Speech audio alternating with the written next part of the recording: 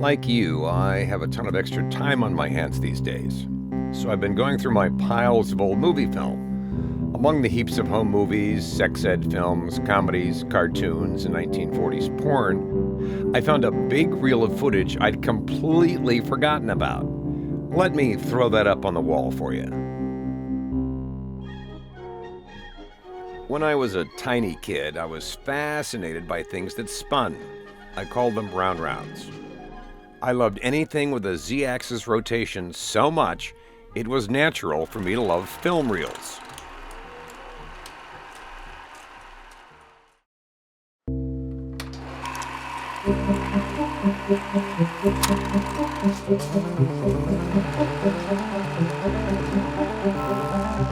My first real job in high school was at a lab called Audiovisual Communications in Albuquerque, New Mexico, 107 Tulane Southeast.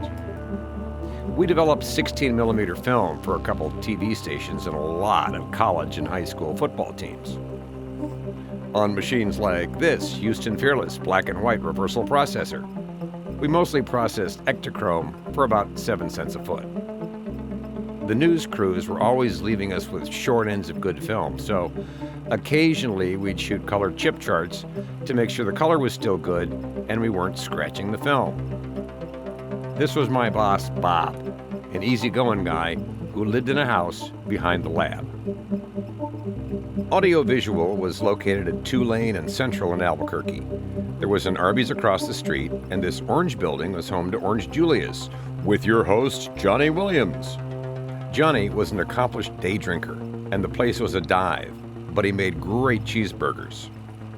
I was surprised to see this footage of my high school girlfriend, Meredith. She aspired to be a dancer, and was definitely,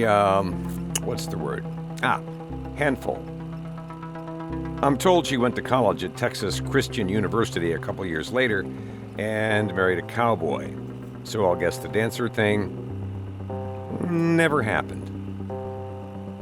Here's Donna Boggs. God, she was hot, funny, and had a really sexy, racy streak. I have no idea who the kid was. This is my friend Peter walking over from Arby's. I managed to get him to hold a chip chart too. Now, I can't read lips, but I know here he's saying a line from Deliverance. Did you ever have your balls cut off, you fucking ape? This guy was my coworker and roommate at the time. Jim was a film student from Las Cruces who knew Bob from school. We made $1.88 an hour. I know that from the looks of this footage, you'd think all we ever did was hang out at the end of the driveway, but we didn't. And here's my oldest friend, Bill, looking solarized because I exposed the film at the end of the first developer. I used to solarize footage with different colors of light and experiment with subject matter.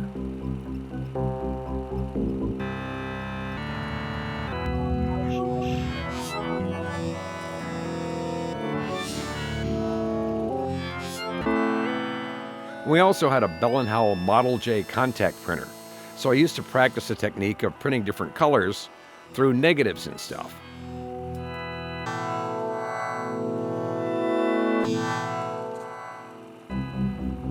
This section of the film was completely unexpected. It's really, really old film stock that had expired decades ago. It's just 4 guys on a couch smoking dope.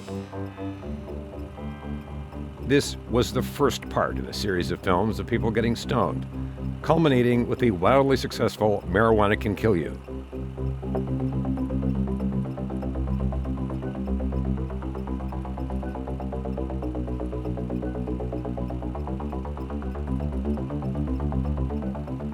The east end of the building was a sound stage that had some film gear in it, and I do not know what this is.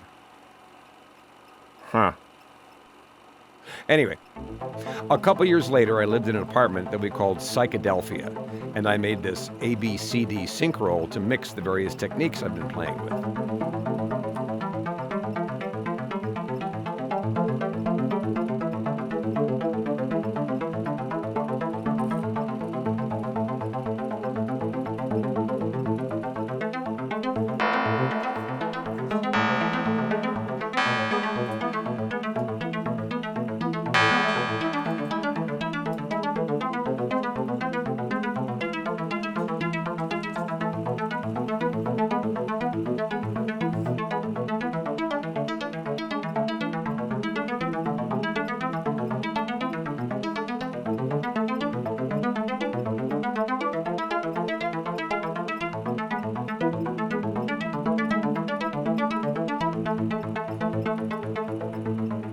By the way, the psychedelic cake here tasted just as good as it looks.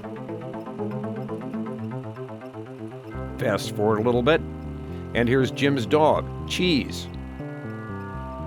He was a good boy, and he and Jim liked to ride the motorcycle together.